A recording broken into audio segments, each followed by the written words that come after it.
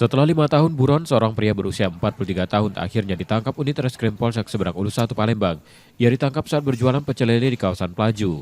Tersangka pembunuh ini sempat mengubah identitasnya dari nama asli Ikim menjadi Sangkut untuk menghindari kejaran polisi. Ia hidup dalam pelarian sejak membunuh temannya pada 30 Agustus 2020 lalu.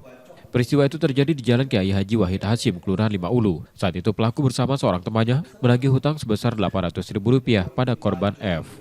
Namun karena merasa tersinggung dengan respons korban, tersangka yang telah membawa senjata tajam langsung melukai hingga korban tewas.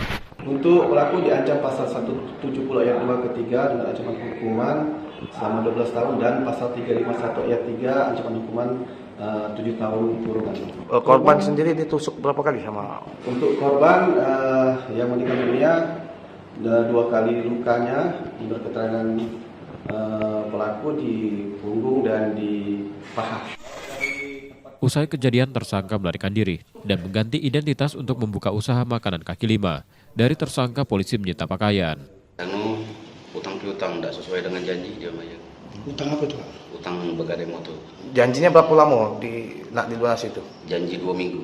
Tapi Nyatanya udah 2 minggu tuh udah sampai habis dibayarnya. Jadi korban ini nggak dikemuter dengan kamu? Iya. Motor lah juga dia masih ada sangkutan 800 dengan. motor dia lah kamu balikan lagi? Iya, motor lah aku balik. Tapi duit kamu belum? Iya. Kini tersangka ditahan di Polsek Seberang Ulus 1 Palembang dan terancam hukuman di atas 4 tahun penjara. Yudi Kiswanto, Kompas TV, Palembang, Sumatera Selatan.